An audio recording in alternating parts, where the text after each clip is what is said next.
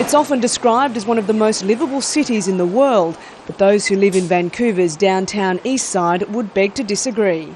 Crack letters still. It's the poorest postcode in Canada, where drugs are openly traded and prostitutes, the homeless and mentally ill wander the streets. It's a part of Vancouver most tourists and competitors in town for the 2010 Winter Olympics won't see, even though it's just blocks away from the new state-of-the-art venues and the athletes' village. Shame on Canada! Shame on Canada! The torch run was supposed to come through here on its final leg to the opening ceremony on Friday, but protesters forced the relay to be rerouted. We feel the pressure. Joan Morelli and Stella August have both lived here for more than 30 years and don't expect the Games to improve their quality of life. It's been getting worse for years and years. Who's going to make it better? Not the government, no. I hurt for our people. I really do hurt big time for our people. When Vancouver submitted its bid to host the Games, it broke new ground. Included in its application was an inner-city inclusive commitment statement. This document outlines 37 social goals and initiatives designed to protect low-income neighbourhoods. Vancouver pitched the first ever socially sustainable Olympic Games.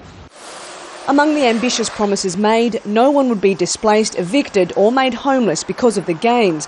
But recent figures show homelessness increased by more than 130% since Vancouver won the hosting rights in 2003. Chris Shaw is a leader of the Olympic Resistance Network, which is intent on disrupting the Games. He says there have been evictions and the inner-city statement is a whitewash.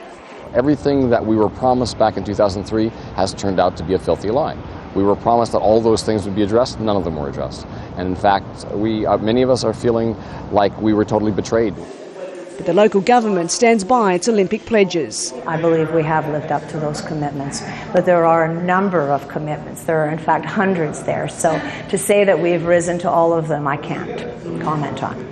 In the face of opposition to the Games here, government officials set up an information centre in the downtown east side for the media to try to offset negative stories.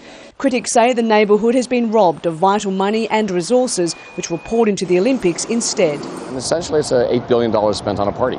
And we don't have the luxury of having a party at this time when we have 3,000 homeless people in the streets. The social and economic problems which define the downtown east side will continue long after the international spotlight fades and the Olympic flame has been extinguished. Cath Turner, Al Jazeera, Vancouver.